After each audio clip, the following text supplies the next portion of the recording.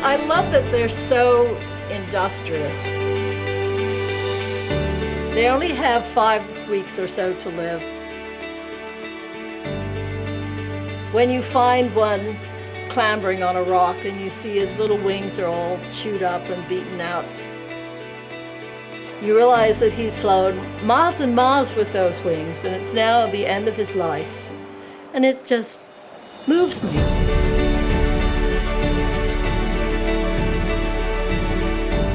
To my knowledge, as far back as person that I've spoken to can remember, there were no bees here at all. We've been trying to find that out. We've been trying to find out, just speaking to people around the island, why there were no bees on the island. But nobody seems to know the answer to that question.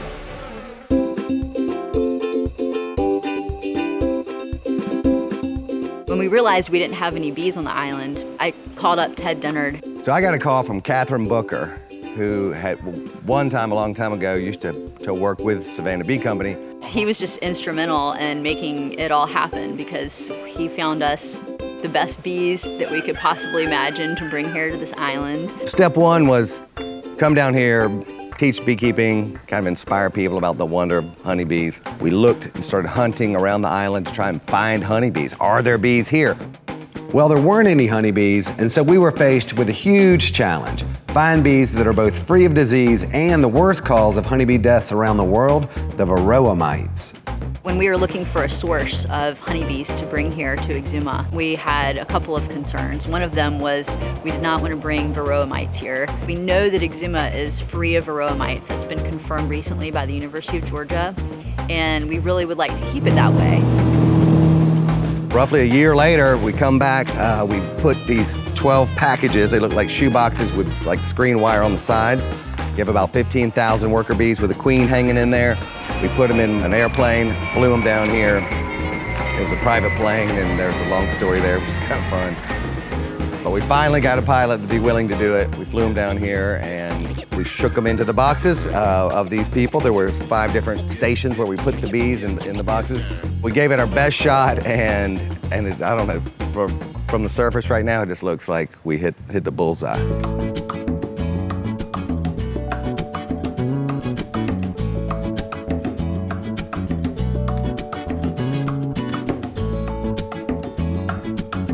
When Ted came down, he did a great job of inspiring a small group, and since then, the success of that small group has inspired other people to get involved. And I would say now we have probably 15 beekeepers on the island with active hives. Life before Savannah brought the bees to the island, it was like unconscious, like you wasn't even aware of the pollinators or the bees. If you ask me now, I would say I'm a beekeeper.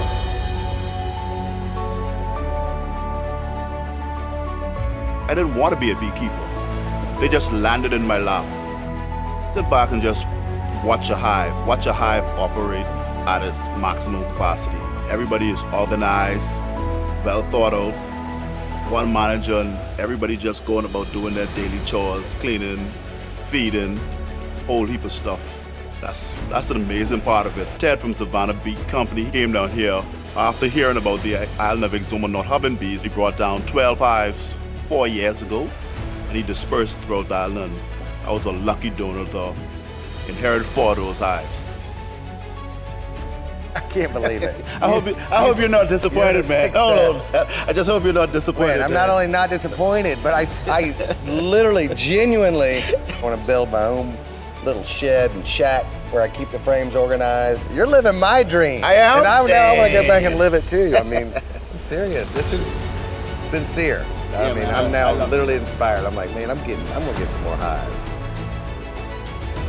After his 12 hives came down here, we started thinking, I think the kids are interested. We need to make bees more accessible to the younger folks. If I could have a dream job, it would be like Johnny Appleseed with bees, going and introducing the bees to people that don't know about them, don't understand them, and teaching them just, the sort of the way of the honeybee. The way to make any change, especially lasting change, is education and awareness. So if we can raise those two things, especially with the next generation, that's where you're gonna really get some traction.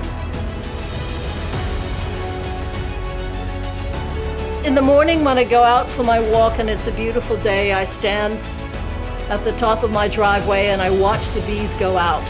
And they're flying up and I can see them against the sunlit sky, and they look free and happy and busy, and it just gives my heart a big lift.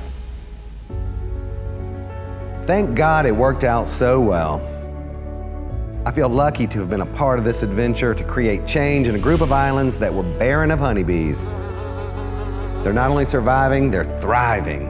And just like the mission of the Bee Calls Project, once you understand honeybees, you can't help but love and protect them.